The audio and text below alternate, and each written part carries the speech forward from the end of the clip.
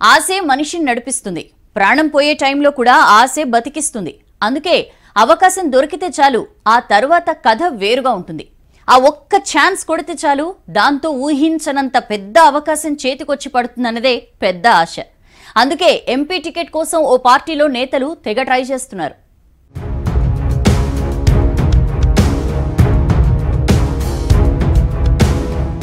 సెంటర్లో BJP hat trick కొట్టడం ఖాయమంటున్నారట రాష్ట్ర బీజేపీ నేతలు. పనిలో పనిగా టికెట్ వస్తే చాలు ఎంపీ అయిపోవచ్చని కలలు కంటున్నారట. అక్కడితో ఆగిపోవడం లేదట. ఎంపీగా గెలిస్తే కేంద్ర మంత్రి పదవి కూడా పక్కా అనుకుంటున్నారట. అందుకే ఎలాగైనా ఎంపీ సీటు తెచ్చుకోవాలని ఫిక్స్ అయ్యారట కమలం నేతలు.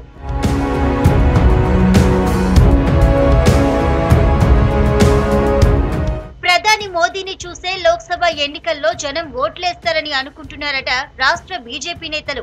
లాస్ట్ టైం కూడా రాష్ట్రం నుంచి 4 ఎంపీలుగా గెలిచారు. ఈసారి కూడా అదే రిపీట్ అవుతుందని అనుకుంటున్నారట. 2018 కంటే ఎక్కువ ఎంపీ సీట్లు గెలుస్తామని బీజేపీ నాయకులు చెప్తున్నారట.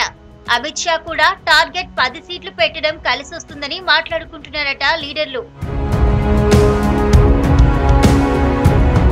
దక్షిణాన బీజేపీకి కొద్దో గొప్ప ఆశలున్నది తెలంగాణలోనేనట. బీఆర్ఎస్ ఓడిపోవడం పార్టీకి కలిసొస్తుందని ఆశగా ఉన్నారట లోకల్ లీడర్లు. ఈ ఎన్నికల్లో గెలిచే వాళ్లకు కేంద్రంలో మంచి ప్రాధాన్యత ఉంటదని నమ్ముతున్నారట. ఎంపీగా గెలిచి అదృష్టం బాగుంటే కేంద్ర మంత్రి అయ్యే ఛాన్స్ కూడా లేకపోలేదు కదా అనే టాక్ బీజేపీలో బాగానే జరుగుతోందట. అందుకే ఒక్కో పార్లమెంటు నియోజకవర్గం నుంచి 10ల సంఖ్యలో పోటీకి సై అంటున్నారట బీజేపీ ఆశావాహులు.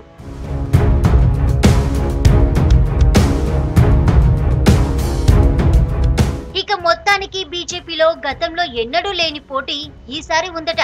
టికెట్ వస్తే చాలు మోదీ చరిష్మాతో పార్లమెంట్ లో అడుగు పెట్టొచ్చనే ధీమాతో ఉన్నారట బీజేపీ నేతలు. దీంతో టికెట్ పైనే ఫుల్ ఫోకస్ చేశారట కమలం నేతలు.